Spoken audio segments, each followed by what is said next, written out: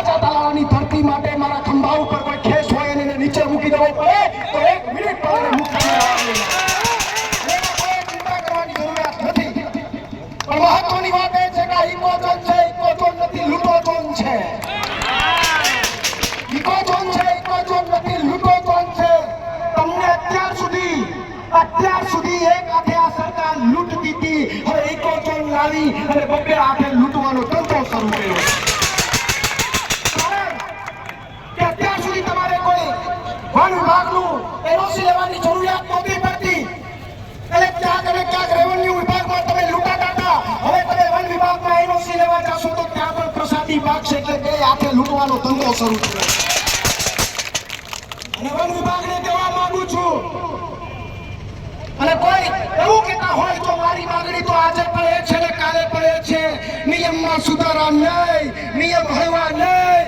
મારી માંગણી આજે કાલે આવતીકાલે એક જ રહેવાની છે, ઇકોઝોન નાબૂદ, નાબૂદ. અને માત્ર નાબૂદ પણ નહીં, જૂનો જીયા પણ તમારે રદ કરવો પડશે. તમે ઊંધા કાન પકડા હોય નહીં ચાલે. નર્મદાની અંદર મેં ઇકોઝોન નો અભ્યાસ કરેલો છે. 2014 ઇકોઝોન નર્મદામાં લાગુ પડ્યો.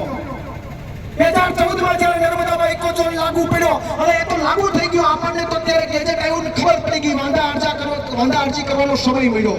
ત્યારે તો સમય નતો મળ્યો એ લોકોને. પણ ત્યાંના સ્થાનિક લોકોએ આંદોલન કર્યું, પક્ષ વિપક્ષ વાળાએ ભેગા થઈને આંદોલન કર્યું. ત્યાંના સાંસદ સભ્યએ રાજીનામા સુધીની વાત ઉપર આગળ જતા રહ્યા અને રાજીનામું ધરી દીધું. અને 2021માં લાગુ પડેલો ઇકોઝોન સ્થગિત થઈ ગયો. તો જો નર્મદામાં સ્થગિત થતો હોય તો મારા ગીરમાં કેમ નહીં? જો નર્મદામાં થતો હોય તો મારા ગીરમાં કેમ નહીં? એટલા માટે અમારી કાયમી માટે માંગણી છે. અહીંયા જેટલા પક્ષ વિપક્ષના લોકો બધા આવ્યા છે, બધાનો આભાર માનું છું. પણ માંગણી એક જ છે, નાબૂદ, નાબૂદ, નાબૂદ. જૂનો જીઆર પણ નહીં. નર્મદામાં જૂનો જીઆર લાગુ નથી પડેલો તો ત્યાં નથી પડેલો તો અહીંયા શું કામ? એટલે જૂનો જીઆર પણ નહીં. અને વન વિભાગને છેલ્લી એક વાત કરવા માંગુ અહીંથી, કે તમે ગુજરાતીમાં એક થરથરિયું બધા ગામમાં આપી રહ્યા છો. એ વન વિભાગના અધિકારીઓને હજી ગુજરાતી ન આવડતું હોય તો મારે ગુજરાતી શીખવાડવું છે. એને ના આવડતું હોય તો મારે શીખવાડવું છે. એમાં ગેજેટમાં લખેલું છે કે નિયંત્રિત પ્રક્રિયાઓ, એટલે તમે એટલી પ્રક્રિયાઓ કરી શકો પણ એના ઉપરનું નિયંત્રણ વન વિભાગનું રહે. એવી 19 બાબતો લખેલી છે. તો વન વિભાગે ગુજરાતીમાં આપ્યું, એમાં તો 5 જ બતાવી, 14 ક્યાં ખાઈ ગયા ભાઈ તમે? 14 ક્યાં ખાઈ ગયા? અત્યાર સુધી તમે જંગલમાં ભ્રષ્ટાચાર થયો એવા મુદ્દાઓ સાંભળ્યા. તમે પરભારી ગ્રાન્ટ ખેડૂતના ખાતામાં નાખીને ત્યાંથી ઉપાડી ગયા એ વાતે સાંભળી. તમે અંદર કોન્ટ્રાક્ટ ચાલતા હોય એમાં ભાગ રેખાઈ પણ સાંભળ્યું. તમારા વિસ્તારમાંથી ચંદન ચોરાઈ ગયું, તમે પકડી નથી શકાય પણ સાંભળ્યું.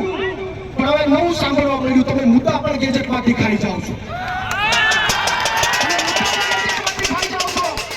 અને તમે એવું લખ્યું છે કે ભાઈ રાત્રે વાહન ચલાવવામાં કોઈ પાબંદી નથી, ખાલી ધંધા માટે ના વાહનો હશે એના માટેની પાબંદી છે. અરે સાહેબ, તમને ગુજરાતી ન આવડતું હોય તો આવો, ગેજેટમાં અભ્યાસ કરીએ. ગેજેટમાં ચોખ્ખું હિન્દીમાં લખેલું છે કે રાત્રિના વાહન ચલાવવામાં લાગુ કાયદાનું નિયંત્રણ રહેશે. નિયંત્રણ એટલે શું એ તો સમજાવો. કેટલું નિયંત્રણ રહેશે? 1 કિલો, 2 કિલો, 3 કિલો કે 5 કિલો? તમે એવું કીધું છે કે ખેડૂત ખેતી કરે, એમાં નીચે બતાવ્યું છે કે લાગુ કાયદાનું નિયંત્રણ રહેશે. શું નિયંત્રણ છે રહેશે એ તો બતાવો.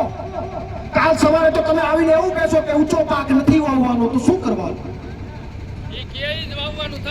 અરે બોરને કુવામાં એમ કહે છે કે અમને પૂછીને અમે કરવા દેશું, પણ અમને પૂછીને તમારે કરવાનું. તમને પૂછવા આપીએ તમે મફતમાં એનઓસી આપશો અમને? તમે મફતમાં એનઓસી આપશો અમને? એટલે લૂંટવાના ધંધા થયા છે. ઇકોઝોનના નામે લૂંટોઝોન થયું